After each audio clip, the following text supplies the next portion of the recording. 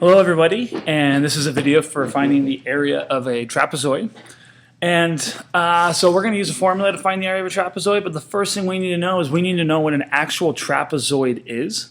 Okay, so what we're going to do is, here's a definition for a trapezoid. We'll talk about that, and then we'll look into some examples about how to find the area. Now, a trapezoid is a quadrilateral with at least one pair of parallel sides. So this right here would be a trapezoid. The reason why is it has one pair of parallel sides. This side right here versus this side right here. These are parallel lines. Okay, so therefore it's a trapezoid.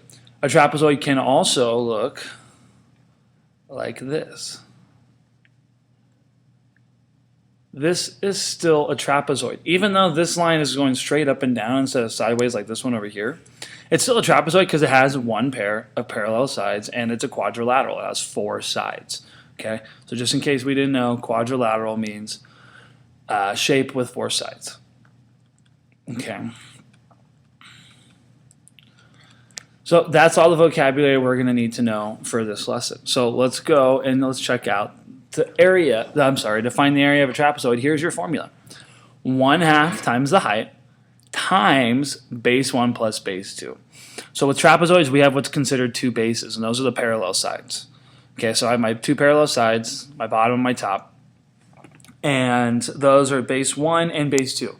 This right here could be base 1 or 2, and this could be base 1 or 2.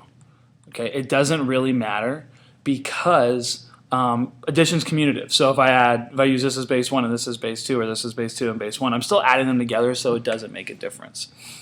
And my height, of course, is the distance from the top, from base 1 to base 2, and it has to be perpendicular to the base.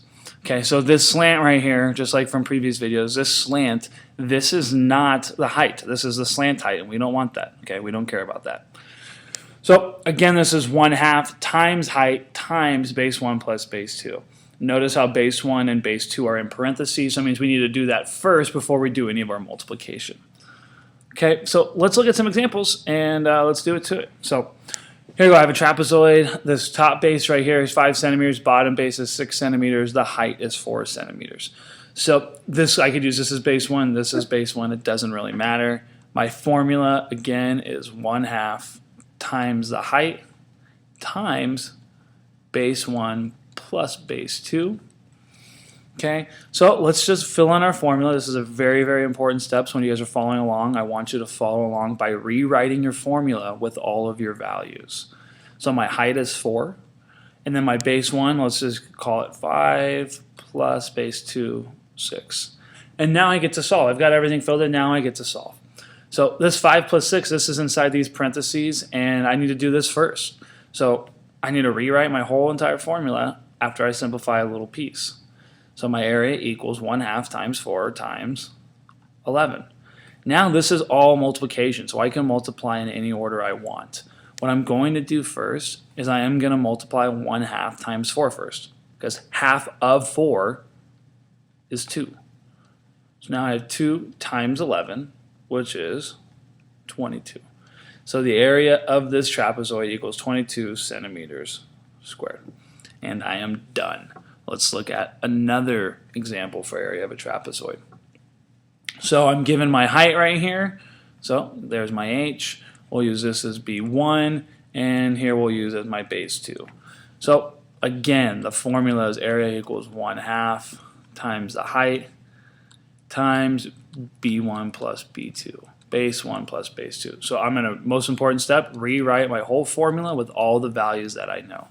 I know my h, my height, which is 8. I also know my base 1, 14, plus my base 2, 10. And now I get to simplify. So the first thing I'm going to do when I simplify is I'm going to do my parentheses first. I'm going to add up my two bases, and then I'll multiply it later on. So it's still equal to 1/2 times 8. That hasn't changed, but 14 plus 10 is 24.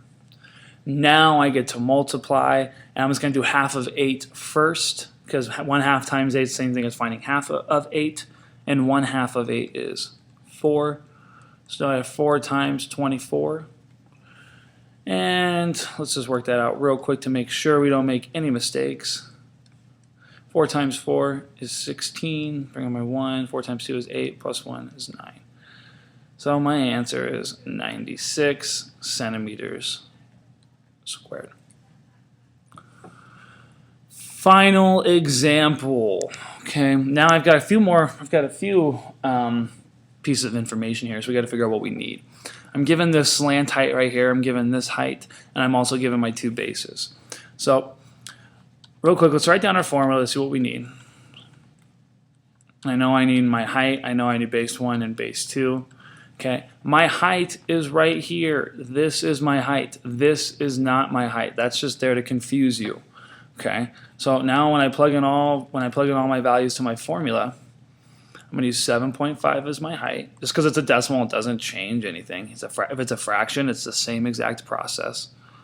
Base 1, we'll use 6. Base 2, we'll use 12. And I'm done. Now I just got to simplify it. So 6 plus 12, always do add your bases first, is 18. I need to write everything else that I still have. So I have 1/2 times my height, 7.5, times my base, 2 bases added together, which is 18. And now I can multiply in any order I want. Okay, I do not have to take half of 7.5. That's a little bit more difficult to do. But what I can do, I can take half of 18 because it's multiplication. I can do this in any order I want.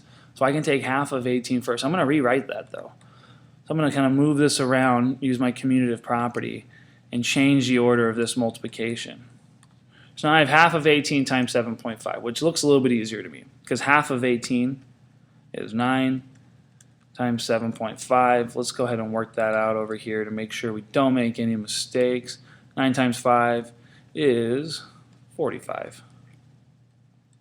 9 times 7 is 63 plus 4, 67, and I have one number after my decimal, one number after my decimal.